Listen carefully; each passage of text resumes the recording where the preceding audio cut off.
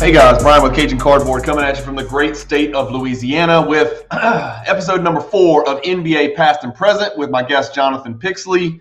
You're not really a guest anymore. It's our show. This is our show. It's NBA Past and Present. If you haven't seen episodes 1, 2, and 3, just make a note to go back and check them out. This is going to be episode 3 was a negative, Jonathan. It was the players we really disliked the most in the NBA, and it's hard to talk about because I'm a super positive, optimistic person. Today, we decided to flip the script, and we're going to talk about the 10 best bargains based on what a player is getting paid this particular year and what their value is to their team. So 10 best bargain contracts in the NBA, not looking out into the future, but just this year, what they're getting paid and what they should be getting paid. What's up? What's happened since the last time we filmed? We got a lot of comments about our last video. We got a lot of comments from my kid who had problems with me leaving off some people that he knows I hate because I bitch about him all the time. And he was right. There were some guys that I omitted. I lumped in poor George Hill, Jonathan. I should not have done that. Yeah, he's a good dude. And first of all, let me rewind real quick. This is your show for sure. And I am just you were just generous enough to allow me to be on it every week at this point. Okay. I have also made the switch in my life since I have removed myself from coaching to where I am now a very positive person because coaching will get you, really? It make you negative. And I think that what you did last week, our show topic last week, yes, you could look at it as a negative, but I really think what it does is promote what we're looking for. There you go. An NBA player, and that's the positive side. Yeah. As far as what Cameron said, your son, Talen Horton-Tucker, is not relevant enough. He hates that Jonathan. The one day that LeBron, in quotes, told the world that Talen Horton-Tucker was special, Cam lost it. He lost it. And from that point forward, that player never had a chance in his mind, no matter what he did. He could be averaging 25 and 10, and he would still have a problem with that because really LeBron jumped the gun a little bit there. Yeah, it really comes down to, and George Hill has no place on that list. He's a good dude, pro's pro. But look, it's just a matter of opinion. There are people who probably loved Rasheed Wallace, and he was like number 2 on my list, right? It just depends on what you're. Yeah. And it was no reflection on talent because, some of the guys on our list were some of the best to ever do it, especially at their positions. But so today we're going to talk about first we're going to talk a little bit about FanDuel. As you know, you've lured me in. You pulled me over to the dark side. Again, we're talking about throwing crumbs into the Pacific Ocean, okay? I am not – my life is not going to change if I won every single bet or lost every single bet. But you did get me to log in and sign up. I tried to so I chose FanDuel because that's what you're on, so it's easy. And we were kind of talking about it before we hit record. We like to do the super large parlays. I like to bet $5 to win 130. And maybe it happens, likely it won't, but if it does, it's a really cool payout. And if it doesn't, it's like there's $5. What's $5? You can't even get a freaking number 3 deal at McDonald's for $5 anymore. So that's kind of what I've been messing around with. I've bet 2 nights in a row, and I only bet on the NBA. I don't bet on anything else. And last night was good because I had a good feeling about the Nets versus the Cavs. We talked about that. So I won all 3 of those bets. It was Kyrie's 25 points and a Nets win, Durant's 30 points and a Nets win, and then Durant over 27.5 points. I just felt like they were going to slam the door on the young upstart Cavaliers and say, no, we're here. And the Nets are on fire, and the world needs to be on notice. They were off the radar completely, and they're very much squarely on the radar, or at least on my radar as a Bucks fan right now for sure. They're a problem. Built for the regular season, though. I don't think they're built for the playoffs because they don't rebound well enough. It's funny that people talk about how small they are. They're really, they are small, yes. But, when you take into account Durant's 7 feet tall, Ben Simmons is 6'11", Claxton's 6'11". They're not small. They're just thin, right? Yep. Durant, they're slight. And Kyrie's soft. And, I guess, I tell you what, I didn't like, but what I saw from TJ Warren last night, it was good to see because he's been through a nasty freaking injury. He the world just forgot. This guy was 20-plus in Indiana. He was the real deal. He was 20-plus and an efficient 20-plus. And so to see him, I don't think last night is what we can expect over the next 3-4 months from TJ Warren, but it was a glimpse of what he used to be able to do and what he might be able to do from time to time. I don't think he's going to get enough shots up to do that every night, but last night he was clicking, and it was good to see. And it's like TJ Warren is the Cleveland Cavaliers' Karis LeVert, and TJ Warren's better than Karis LeVert is the way I kind of look at it. Okoro is Royce O'Neal, and Royce O'Neal's better than Okoro. It's like, and then Durant's better than Mobley or Donovan Mitchell, and then Kyrie's probably what with Garland right now, and Garland was amazing last night, truly amazing last night. He's really good. Well, I think Kyrie is more consistently great offensively than Garland. Yeah. And Garland has massive explosive potential, though, for sure, like you saw last night. But I don't know, man. I look at it and with them, you have, as you can see in the playoffs, when basically playbooks go out the window because everything is scouted and all options are taken off and the 24-second shot clock. I mean, by the time you take away options 1 and 2, you're down to 8 on the shot clock. You got to have somebody who can go create a mid-range shot, right? Or get to the free throw line. And I think Durant is one of the 3 greatest ever to do that, right? Maybe one of 2. And then Kyrie as a smaller guy, maybe the greatest ever as a small guy. Yeah, his size to do that. So you have those 2 guys who are super elite at that. But then it comes down to you're living and dying with contested mid-range shots, which we saw didn't work out last year. And if you can't defend and rebound, which I still just don't think they're in Boston or Milwaukee's class. And they're what to me with Philly. They have no matchup for Embiid, but the Sixers have no matchup for Durant, right? So I would like to see. I think the Sixers would have a better chance with Durant than the Nets would with Embiid. I would, in a 7-game series, I would have to believe Embiid would run roughshod through that team. I mean, they'd have to double everything and hope that Philly missed a bunch of threes. All that, yeah, for sure, double them every single time. All right, let's get cranking. Let's talk about today's list. Top 10 best bargains in the NBA. Again, we're not talking about length of contract. We also, I should have mentioned this, no rookie contracts, because, then you're bringing in Banchero, who's making, whatever, 5, 6, 7 million, whatever. That's great, obviously, but throwing out rookie contracts. So these are guys on their second deal or beyond. So vets only. You won't see any rookies on this list. Some of these guys get paid a hell of a lot of money, Jonathan, and then some of them don't. What's the highest paid player on your list? 37 million. Holy shit! So let me tell you how I went about this. I started one way and then I completely revamped it. I started with kind of bargain basement guys, right? And I wanted to see guys who were serviceable or more than serviceable pro rotation players, right? And those guys and see their contracts. And then I just started looking at, and I came up with 10 guys in that list. Okay. And then I started looking and I was like, let's just base it on this year and where some of these guys are ranked in the league as far as what they are getting paid. And so then I based everything on that. I still had some guys from my first list on my second list, but so I changed kind of my tune a little bit. Let's get rolling. Let's start with your number 10. Tell me, we're going to go bargain to absolute best bargain. Obviously, whoever we finish with is going to be our number 1 best discount bargain player in the NBA. So let me know.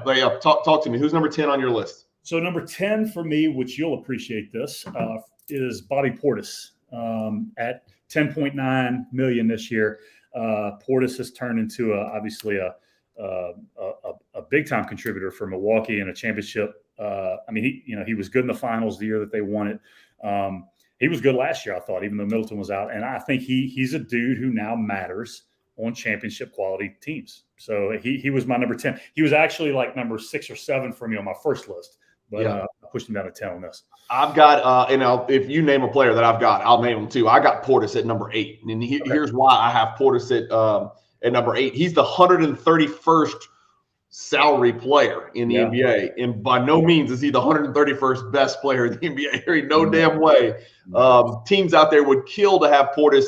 I think Portis is probably a $19 to $20 million player. And I think he's getting paid basically half price. He's at 10.8. He's getting paid, just to put it in perspective, Jonathan, he's got the same salary as Mo Bamba, Jay Crowder, and Derek Favors. Exactly. So Derek that Favors. Right there is what, Does Derek Favors play in the NBA? I mean, I don't know. I don't know if he does. He was trudging around and bumping into people down in New Orleans for a couple of years, and then falling asleep on the bench. I don't know. I don't know if he's in the NBA anymore. He's not in the NBA right now. He's not. Okay. That's he's getting paid a lot of money to not be in the NBA. So you've got, he is. So you've got Portis at 10. I have Portis at 8. But my number 10, Jonathan, I've got Ivica Zubac. Okay. He is making a shade less than Portis. He's getting paid. He's in between on the salary rank. He's 141st, so 10 spots below Portis. He is between Danny Green and Derek Favors, which should give you an idea. I think he's a better than average NBA starting center. And I've got a few numbers to back it up. I mean, he's here, and I'll screen share with you guys. He is he's a better than average PER in the NBA to start with. He's 15.3 this year. He's 18.7 career. I think a lot of people don't realize that. But he's basically a double-double, Jonathan. He's 10 and 10. He's not a high usage, high volume center. He's a 62.7 field goal percentage shooter. And not a great free throw percentage shooter, but he's basically a better than average NBA center, getting paid much less than an average NBA center, starting center, I should say. Well, I had him at 7 on my list. So we actually just kind of flip-flopped. We almost flipped. Yeah, and I think what's interesting, you take a guy like Zubac and put him on the Nets.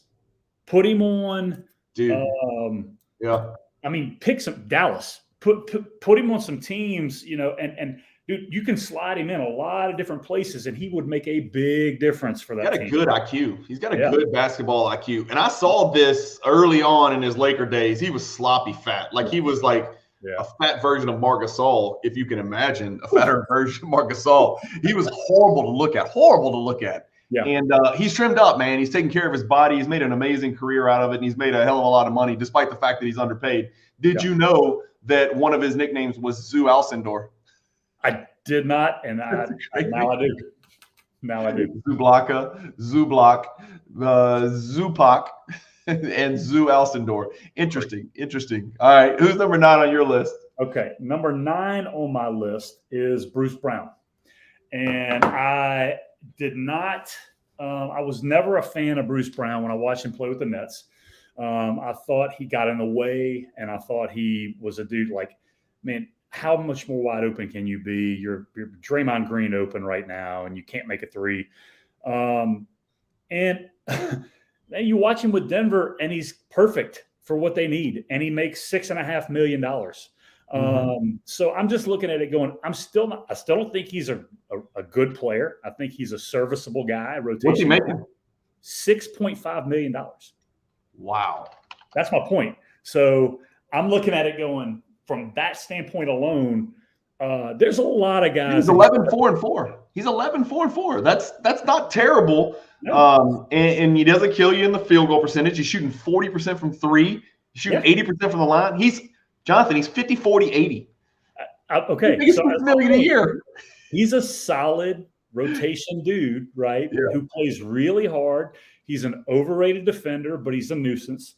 The funny thing is that I watched him with Brooklyn. He was a pretty good role and decision-making guy, right? Yeah. Like he would make the right play. And now with Denver, he's just a perfect fit, man. And I don't know, man. I mean, he's little. He's 6'4", like us, but he plays 3, basically. 6'4", 202, he's basically playing Draymond Green's role, except he's not guarding the other team's posts, Right. But that's kind of his deal, is just like if you get the ball with 10 seconds left on the shot clock, either shoot at the bitch or take a dribble, get into the paint, shoot a floater, or do a kick out, do something, and then guard the other team's better perimeter player, because Jamal Murray's not doing that, and Michael Porter Jr. is not doing that. So, man, that's a great discount at $6 million. And again, people need to understand $6 million is a freaking joke. Like, that's a joke. I know that's crazy for normal humans to say, but like in the NBA, it's preposterous. If I gave you a list of guys that were making 20, there's going to be guys on that list making 20 that Bruce Brown, I would probably rather have Bruce Brown than some of these guys. So There's some real bad mistakes that people have made out there in the NBA. Derek Favors is making 11, and he's not in the league. Amen. There you go. There you go. All right. Number 9 on my list is a little bit pricier. He's a little bit pricier player, but it is OG Anunoby. And I never in a million years ever would have said this last year. Right. But I'm saying it now because of the jump that he's taken this year. He has taken an immeasurable jump, a massive jump. He was horrible to watch, and I always thought it was a guy who wanted to play offense so bad but couldn't. But this year he's actually playing offense. He's look at his stats. He's 19, 6, and 2, 48% from the field for a perimeter player, 35% threes, right on the number, right on average, 82% from the free throw line, and a 16.2 PER, and he's only making $17 million. And I say only $17 million, but I say that because he is making less than Jonathan Isaac. Yeah. And he is making less than Gary Trent Jr., who's on his team and pretty much backs him up. Yeah. So for that reason, I think Anunoby at that contract number is a really good discount, bargain discount. He's in my top 10 at number 9.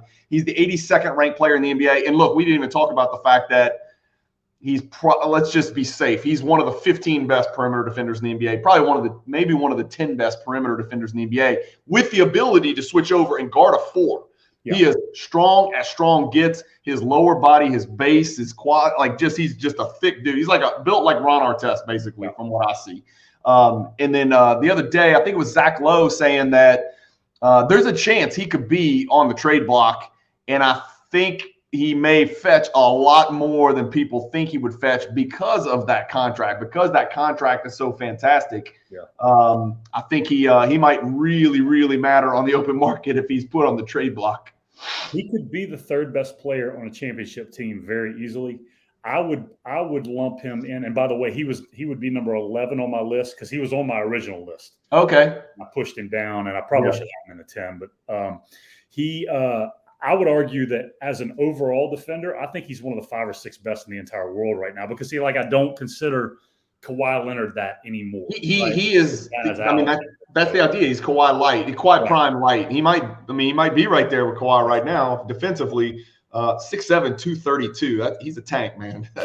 Those are the guys that I did not like guarding me when I was trying to play college basketball. Monsters.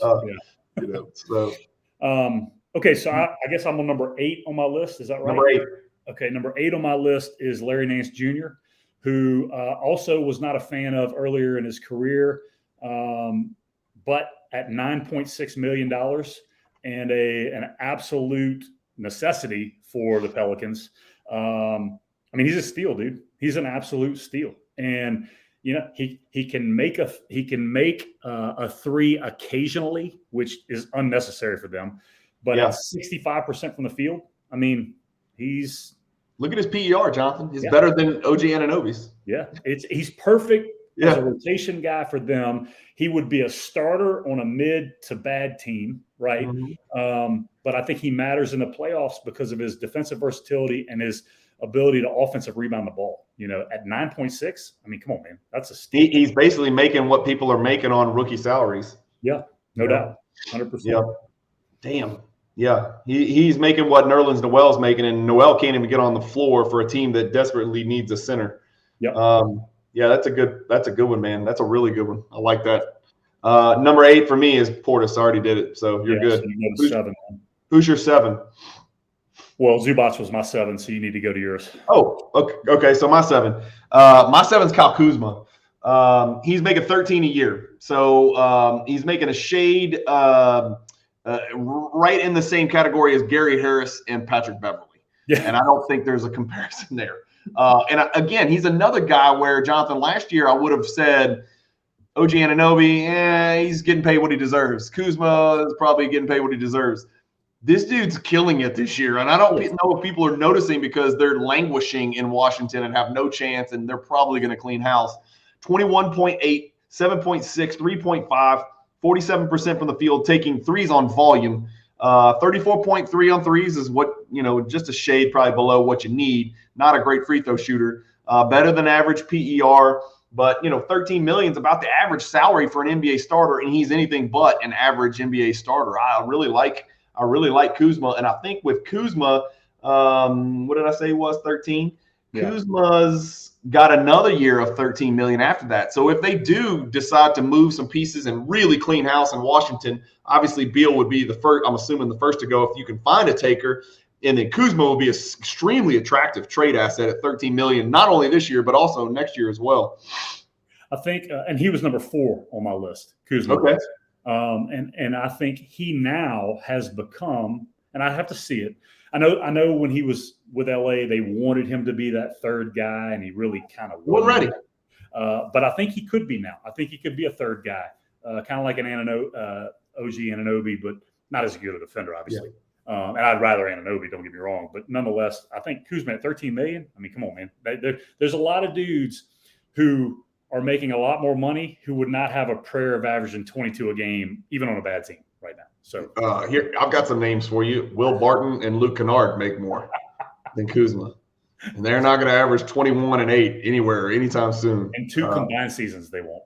Yeah. No, you could add up their numbers, and they're about the same as Kuzma. Right. Yeah, that was my number 7. Okay, so you did – no, wait. Is it your turn, number 6? Yeah, it's my turn. I need to go to 6 here. So 1, 2, 3, 6. So I had Jonas Valanciunas as my number 6 at 14.7 million. And again, I'm gonna get a little higher dollar figure here moving forward, right? But 14.7 million to me is a steal for a dude who would start at center for any 20? Team not named 20, Philadelphia, Denver, right? I mean, probably 20, 22 teams. 20 to 20, 23, 20 to 24 teams, yeah. And is a legit skilled big who has toughness as well. I mean, he went 37-18 the other night. I think I was there. Yeah, I was there. Yeah. So he has that in him, and I was actually talking to one of the guys I trained over Christmas, and he was like, "Man," he said, "Valanciunas is so skilled. People don't realize it how skilled he is." So 14.7 million. I felt like that was a steal for him for sure. Yeah, I think he's just getting lost in the direction the NBA is headed. You know what I mean? Yeah. Where switching drop coverage is a problem and all that stuff. So that's really funny that you chose Valanciunas, because I chose at number 6 a center that's a little bit better than Valanciunas and gets paid a little bit less than Valanciunas, but is almost the same player as Valanciunas, only he's a better defender, is Brook Lopez, the Man Mountain. So Splash Mountain, Brook Lopez. He's the 106th paid player in the NBA. There's talk he might win Defensive Player of the Year. I don't know if he'll finish that way or if he'll finish the season in one piece. Yeah. But he's making 13.9, Jonathan, which is behind Kentavious Caldwell-Pope, Will Barton, Luke Kennard, guys like that.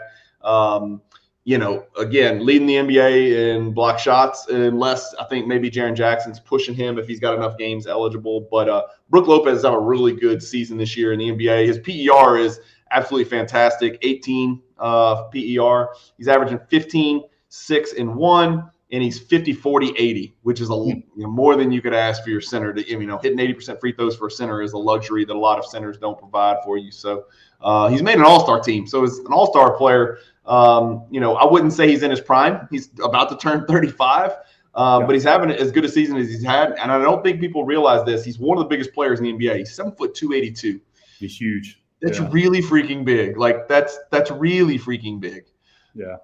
I see the argument for him for sure. I guess I've just gotten so used to the fact that he is what he is going to be, right? But he does matter at championship level. And look, like Valanciunas, who I'm assuming you didn't have Valanciunas on your list. I think both of those guys, I think Valanciunas is a much more skilled offensive player. Lopez is obviously a much better defender. But both of those guys, I mean, they could get played off the court in the playoffs, right? Based on matchups. It's happened. That's how the Bucks won a title. When Bobby Portis assumed that role, and then he was this, lucrative guy ready to catch a bag in free agency, and he decided to take $10 million from the Bucks, or it was actually, I think, 9 back then. I think he's in the second year of that contract. So, I mean, here's the deal: Lopez and Bobby Portis combined make $23 million. Yeah, that's a great way of looking at it. Think about that. It really is. Yeah, that's a great way of looking at it.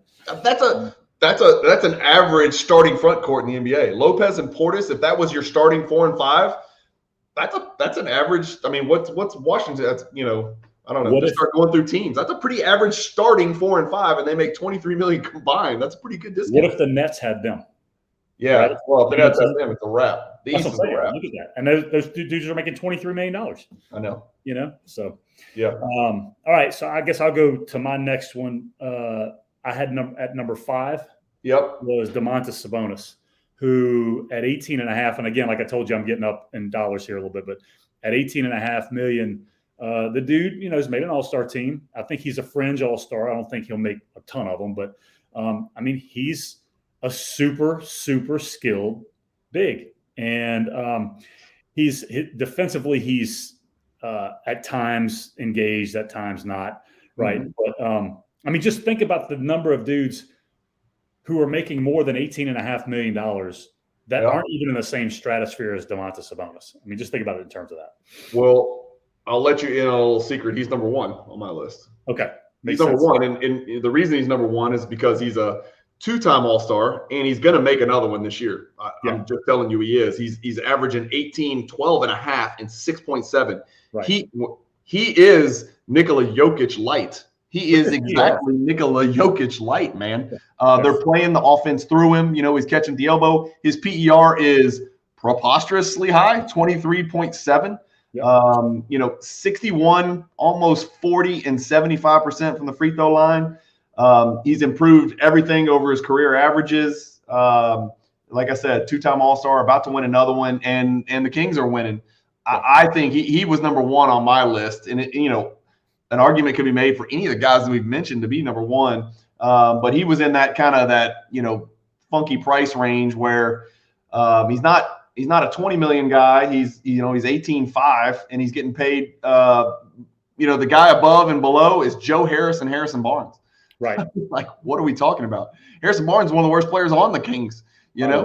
By the way, he's on the same damn team and makes more than Domantas Sabonis. Well, originally Kuzma was number 1 on my list, and Sabonis was number 2. So that would have been, but you'll see how I went after this. Okay. I can see the argument. I mean, Sabonis is a better player than Kuzma. Don't get me wrong.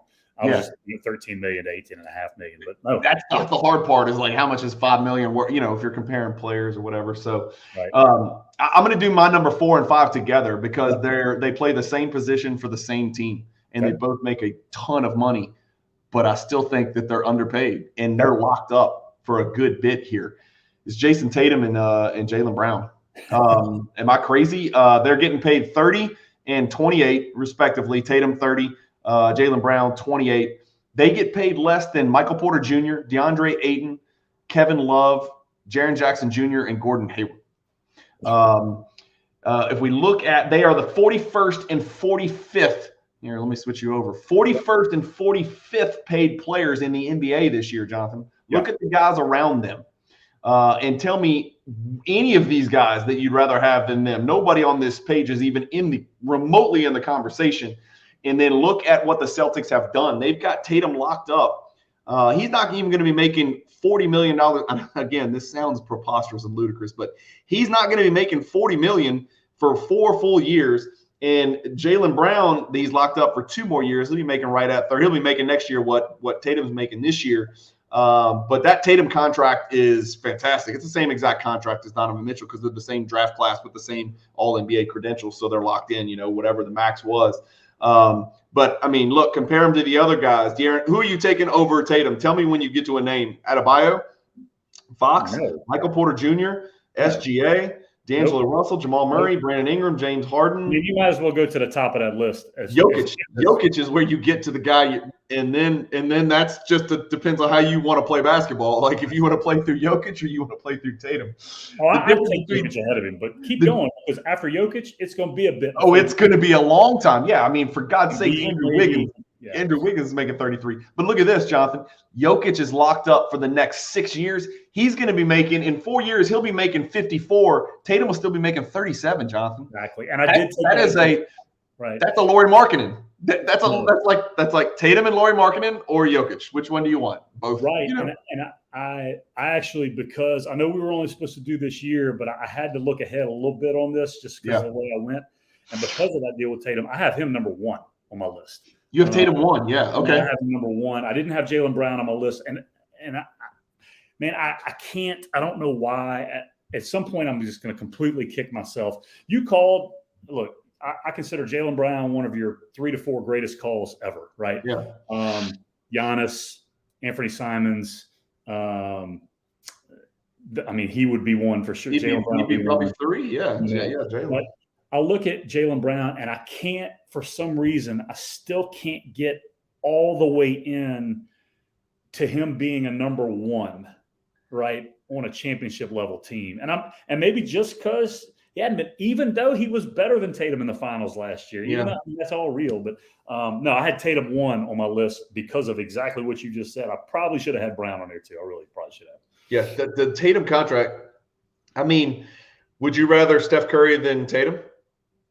For the duration of a contract? No. No, right now. That is so – I can't believe I'm saying this. I'm not sure. Okay, but let me change the question. Would you rather Curry than Tatum and $17 million in your pocket? Oh, that's a no-brainer. Because he's getting paid over $18 million more than Tatum. Yeah, because you know what? If I had Tatum and $17 million, I could probably go get Domantas Sabonis too. That's it. That is it in a nutshell. And that therein lies the beauty of that Tatum contract that I think is going unnoticed. And it's a 4-year deal. He's got 4 years left on that thing, man. That's a really good contract. Yeah. Okay, cool. Yeah, that was my 4 and 5. Who do you got? Okay, so actually I had 4. Remember, was Kuzma for me. Okay. So I'm going to go to my 3, and it's Nikola Jokic at $33 million, which is a lot of freaking money. But again, we just saw he was 30th. 30th. Okay, he's the 30th highest paid player in the league, and honestly, outside of voter fatigue and historical, the fact that Wilt, Russell, and Bird are the only 3 to do it, I mean, he's in the driver's seat for a 3rd consecutive MVP, and having the best statistical season of his career. You can't argue that he's one of the 5 best players in the world, yet he's the 30th highest paid. So I don't know why I left him off. I think I got desensitized by all the high salaries, and Tatum was the first one I noticed. You're absolutely right. Now, here's the deal.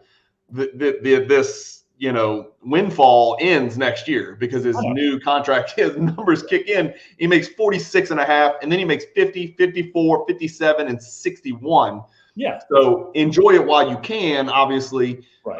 But we're talking about this year. And if we're talking about this year, certainly, I don't want to say likely MVP, but he's neck and neck with Tatum right now for MVP, $33 million. I mean, that's funny that the 2, likeliest MVP winners are 33 and 30 million. That's 30th and 41st on the salary list. Correct. And it's also no coincidence that those teams are 2 of the best teams in the league right now. I think they're first in each conference, right? Because they've got so much more money to work with because their best players making $17 million less than they deserve. Let's put it into even, I guess, greater perspective here. And look, your viewers may think I'm absolutely crazy in saying this. I think Nikola Jokic is in a dead sprint to being one of the 15 greatest players of all time, if not higher. Okay, 15. Okay, when you take into account what statistically he's going to be able to accomplish by the end of his career, because by the way that dude plays, he might be able to play till he's 50. Right? He could be 50. You don't know if you watch the game. You don't know how old he is. Embiid is definitely 50, by the way. But he is 27. He's about to turn 28. Yeah. So let's say he's got 8 years of prime left. Well, I don't want to say 8. 8. Let's say 5 or 6 for sure. But you're right. Yeah, I mean, the way he plays, I would say his prime's going to extend pretty. Let's just say this. And I love the guy. He's going to age a lot better than Giannis is going to age because of his skill set and his ability to do every single thing on a basketball court. Yes. Giannis is, on a whole nother level with the things he does. Yes. But as far as doing anything that's asked and being able to make the people around you better, I think Jokic is better than Giannis at that. and really the greatest single skill, required to play the sport of basketball and succeed is shooting a basketball. Yep. And so for that reason, I mean, Jokic he's ridiculous. I mean, 62% from the field, 32.2 PER. Led the NBA in PER the 2 years in a row, leading it again this year. Over 30 PER is Pantheon, Rushmore type stuff. And he's 32.2 this year. But what you watch with him is this, okay? When I say, 8 years of prime, he's unguardable in the post one-on-one, right? We would agree with that. Unguardable, okay? And none of it is based on athleticism. Zero. So for 8 more years, I'm predicting him to be unguardable in the post. So if he's unguardable in the post, and he's also one of the 3 best passers in the world, he can control a game just by catching it in the post or at the elbow, 40 times a game. So I'm not saying he's not going to be a dude who averages 30 all the time and all that, but controlling winning, it's unbelievable. And look, and I've got something for you that, a lot of people aren't going to realize, and I didn't realize it. And you always hear this, that muscle weighs more than fat. Apparently that's not correct, because he weighs more than Brook Lopez and Embiid. Yeah. I don't think people understand how big that son of a bitch is, and more than your Jonas Valanciunas. I think he might be the heaviest. I guess maybe Boban, Boban might be the heaviest, I guess. I don't know. I'm trying to think who else could weigh 300 in the NBA right now. Is there anybody we're forgetting? Embiid, Brook Lopez, Jokic. He's trimmed down too, by the way. He's trimmed down. Jokic, yeah, he's trimmed down. Yeah, he looks good. And of course, that weight could be old. It's on Basketball Reference, so that could be old.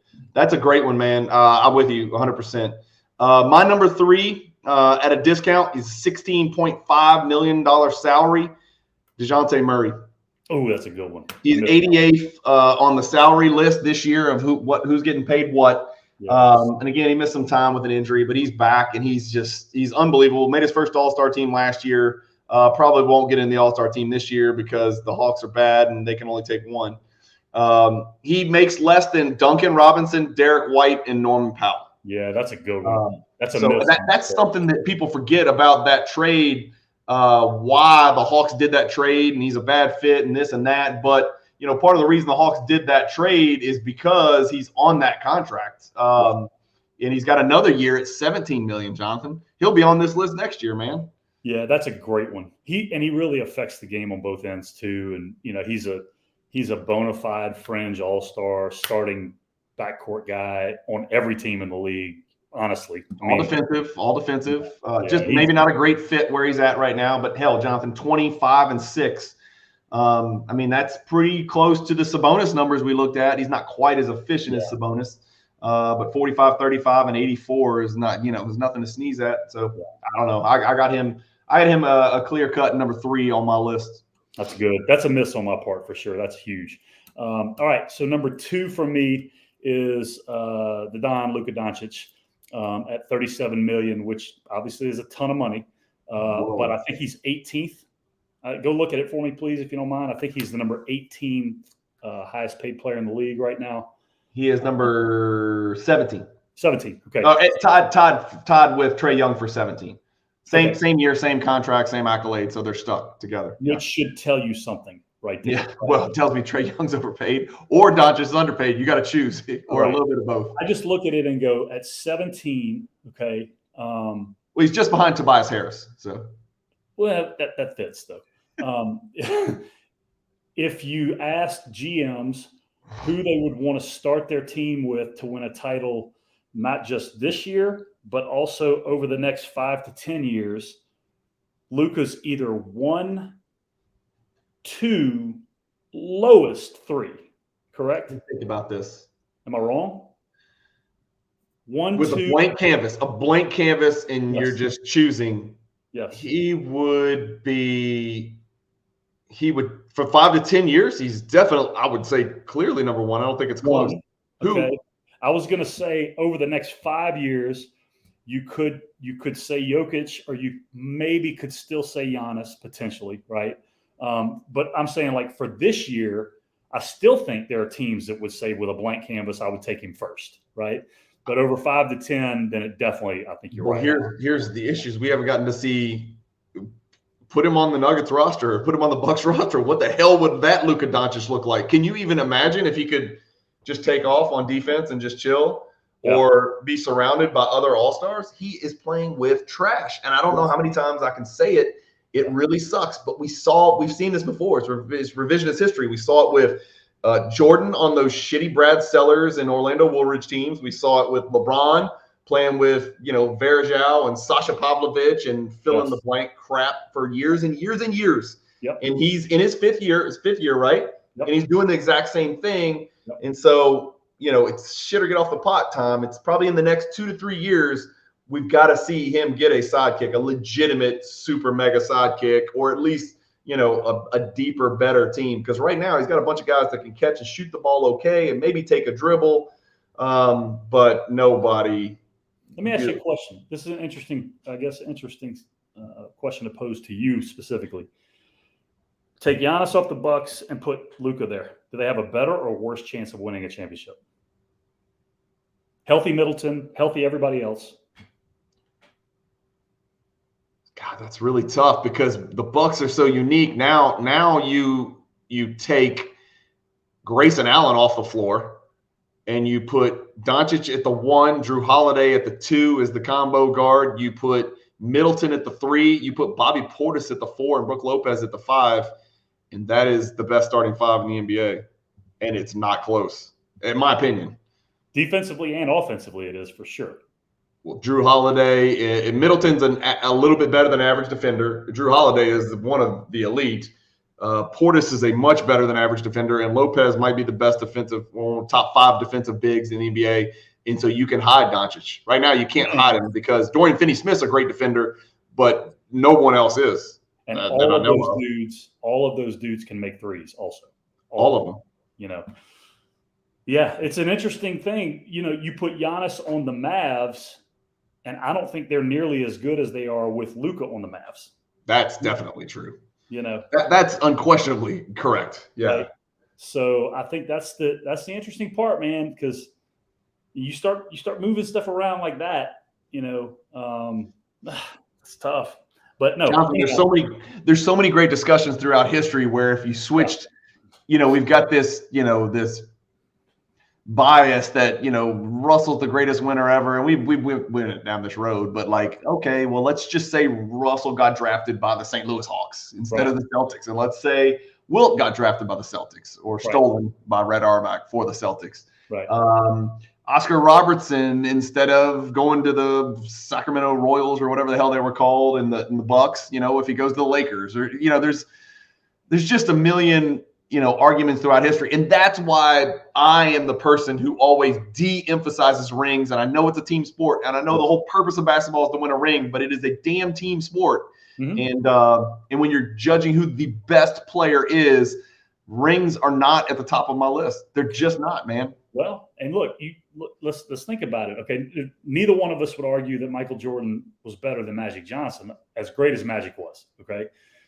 But who would have been a better fit for the Showtime Lakers, right? So to win those titles, we know Magic wouldn't have been a better fit in Chicago than Michael was. Right. But I don't think Michael would have been a better fit than Magic was in the Showtime. Exactly. And not coincidentally, they have 11 between them, right? 11, I think. Yeah, so if we're talking about tennis or golf or swimming or whatever, it's real easy. Just go count the majors and count the titles, and it's end of story. It's a blank. Screw your stroke average and whatever winning percentages, just look at the titles. That's easy to do in those sports. It's not okay in basketball. Certainly, we don't do it at all in baseball. Nobody gives a damn at all about that in baseball. Some people get special treatment, but like Mike Trout, you're telling me Mike Trout's the best player of his generation? He's never won a playoff series. Right. He's only. Can't be his fault. Well, it's not his fault. There's 30 guys on the roster. What do you expect one guy to do? He can't pitch it. Right. So. Awesome. Okay, so that's your number 2. Who was your number 2? You just said it. Luka was 2. Tatum was 1 for me. And you. Okay, so you're 1. Either you had a horrific oversight, or your number 1 is going to be my number 2. No, I told you Tatum was my number 1. So you didn't put Lauri Markkanen in your top 10? Very intentionally, yeah. Because you knew I would. Much like Matthew Dellavedova on last week's list. I couldn't steal him from you, so I wasn't going to put him on my So I've got Lauri Markkanen number 2. Okay. And what did I say he was making? What's Lauri Markkanen making? Hang on, let me get back. He's making $16.475 million. Okay. That is between he's right there with Markelle Fultz, Marcus Morris, and Davis Bertans, and he's gonna make an all-star team. He's making this all-star team. He's averaging 23, 8, and 2 on 53, 43, and 85. Yep. 21.9 PER. There's 2 players in the NBA averaging 20 points a game who are 50, 40, 80. One is Steph Curry, and the other one is Lauri Markkanen. And, of course, Steph Curry's shooting 92%. That's what I read. Oh, you're right. Durant's not shooting 40 from the arc this year. You're right. That's what I saw last night. That's right. 50, 40, 85. That's pretty damn good. It's not going to get the 50, 40, 90, it doesn't look like, but he's about an 85 career, so he's right on the number. Look, that's just not enough. You can have 1 Tatum or 2 Markkanens.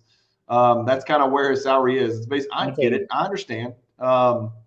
But we'll see. I don't know. We'll let it play out. Is he Dirk Light? I don't know. We'll see. He's got a great nickname, the Finisher. You know, he's from Finland. He's the only player in the NBA from Finland. They call him the Finisher. That's a great nickname. They also call him Larry Bird and Larry Legend. Here's what I want to know is put him on a good team. And I would like to see – I just want to see. I honestly got – is he a 3rd guy on a championship team? Looks like it, right? Looks like it. Is he a 2 guy? Is he a 2nd guy on a championship team? You don't think he is? Well, you haven't seen enough. You haven't seen enough. I'm guessing no. I'm looking at it. You mentioned Tatum, for example. Does Tatum average 40 for the Jazz? You know what I'm saying? Like, because he's it. So, yeah. But no, look, you called it at the beginning of the year. I thought you were joking when you said it, but I think you half were joking, but you got it. You nailed it. I was not joking. I drafted this guy so early in my fantasy basketball draft. Hang on. I'm going to do a little experiment here that I want you to partake in, and we're going to look at some numbers. We're going to compare 2 players. One of them is making $30 million a year, and one of them is making 17. All right, let's check it out. Here, I've got it pulled up for you. I've got Jaylen Brown and Lauri Markkanen pulled up. They've both played about the same number of games. Jaylen Brown plays more minutes. Let's see. Markkanen's shooting 4% higher from the field, 10% higher from 3. He's got a 7% higher effective field goal percentage. He's shooting 6% higher from the free throw line. He averages more rebounds, 1.4 less assists, half as many steals, more blocks, about half as many turnovers, and 3 less points. And he's getting paid half. Okay. So who would you rather have? I would rather have Jaylen Brown, but he's getting paid half. Would you rather have Jaylen Brown or 2 Markkanens? I'd rather have 1 Jaylen Brown. So I want to put Jaylen Brown on the Jazz where nobody cares when they play. That's true. He might be averaging 37. Yes. That's fair. That's a fair point. Or how about this? Just take Tatum out of the picture in Boston. Jaylen would probably be averaging a lot more than 26.6. Take Brown out of the picture in Boston, make Markkanen the number 2. Are Markkanen's numbers that? I don't know. We don't know. I don't know. Jonathan, he's doing it on 5 less shots than Jaylen Brown, man. He's doing it on 15 shots a game. I just feel like, don't you think people play harder against Boston than they do Utah? I mean, I don't know. I'm just, speculating. Yeah. I want to find his PER. Hang on. Where's their PER down here? Why can I never find this? PER. There it is. Jalen's 19.8 and Markkanen's 21.9. I'll say this. The reason I have Markkanen ahead of Jaylen Brown is he's a better bang for the buck. That's all I'll say. I'm not saying he's a better player, but if we're even looking at it in looking closely at it, and there's a conversation to be had, give me the extra $15 million or whatever I'm saving. Markkanen's 16.4 and Jaylen Brown's 28, so $12 million. Contractually, it makes sense. You're 100% based on what we're doing right now. Yeah, it's not just about who you'd rather have as a player. It's about the fit's everything. We talked about that. You're right about that. Fit is absolutely everything. Anything happened in the NBA recently that you want to chat about before we roll out of here? Let me go to NBA.com. I'll pull up the standings. One thing I noticed, we were talking about how bunched the West was 1 through 10. In the East was like, the East is not bunched up at all. It's like, Boston and Milwaukee, and then, then there's everybody else. Well, I've got bad news for Boston and Milwaukee fans. Those days are over. Just like that, the Nets have won 9 in a row, and the Sixers have won 8 in a row, and the Bucks have lost 3 in a row, and the Cavs have lost 2 in a row. And now look what we have. We've got a 5-horse race. Yep. And I think it's going to be a 5-horse race, barring some unforeseen injury to a mega superstar. I think it's going to be a 5-horse race. Remember, the Bucks are still missing Middleton. That really matters. And so every time somebody sends me a nasty message, and you know who you are out there, about the Bucks losing and the Celtics busting their ass, I'm like, okay, take away Jaylen Brown. Or, you know, you've taken away a freaking 3-time All-Star from my team, who's the closer and the second, you know, probably the best offensive isolation player on the team. You know, the Sixers missed some time there with Maxey, and they're still out with Maxey. Those teams are going to get stronger. The Nets look like they're 100%, man, now, and they look like they're really gelling. They're going to be a serious team that I do not want to see in the playoffs. I know you worry about their interior presence with Claxton. What if they make a move, man? What if they make a move to add a big monster? Is that what they want, though? You don't want Claxton? No, it changes everything if they do. I think they need to do that. But what do they have to give up to get that is the question, right? So Philly, I tell you what, Harden and Embiid are starting to look like what people thought they would look like together. You know, Harden went, 20 and 21 the other night, or 21 and 20 on assists.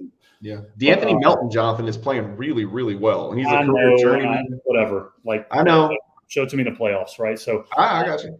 Can he be a guy who wins a playoff game for you in a series? Maybe, who knows?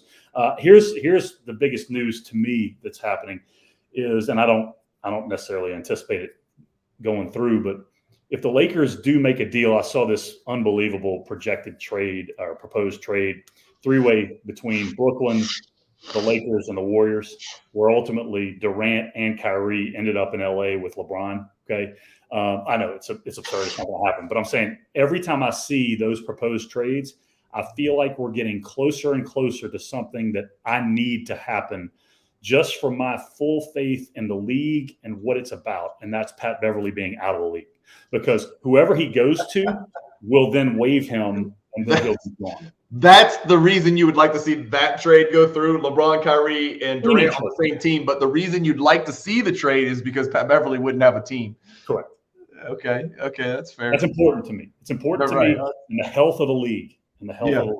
So, yeah, man, the East is shaping up to be a 5-team race, man, and that sucks because I wanted it to be a 2-team race. And then the West, the Nuggets and the Pelicans are cruising. I'm going down tomorrow night to watch the Pelicans and the Timberwolves. Timberwolves are desperate for a win. They got to get a win. And the Pelicans are cruising, man. Won 3 in a row without Zion. And I think he's supposed to play tomorrow night, I think. Yeah. So that's COVID, though, right? He's out for COVID. Well, allegedly, yeah. Allegedly, it was COVID. Yeah. Oh, by the way, I mentioned this to you. I think your viewers would be interested to hear this. Yep. So Bryson Bishop, if you go watch I don't know, did I not tell you this about him? I did yesterday. I told you. Who? So the video of Zion in high school where he's playing. Yeah, that's the kid's name. Yeah. A little white 8th grader, right? Bryson Bishop, and they're in Spartanburg. Well, Bryson Bishop is now a freshman on Birmingham Southern's basketball team in college. And, you know, the NIL thing exists. So he reached out to me yesterday through his roommate being a kid that I've trained that you and I both know from Baton Rouge. And so I actually spoke to him today, and we talked about, what are the odds of getting something done maybe with Zion involved? And he goes, well, we actually keep in touch a little bit. And, there was a video recently of him and Zion reconnecting in Birmingham because I think the Pels were there to play the Hawks in a preseason game in Birmingham for some reason. And so they reconnected and actually took a picture of it. It was a very similar picture that you saw of the video in high school, but the thing went viral. And this is the kid. Yeah, that's the kid. Yeah, that picture happens again. It's on Twitter, but it's like years later, right? Zion's in the league and this guy's in college, and it was a really cool video.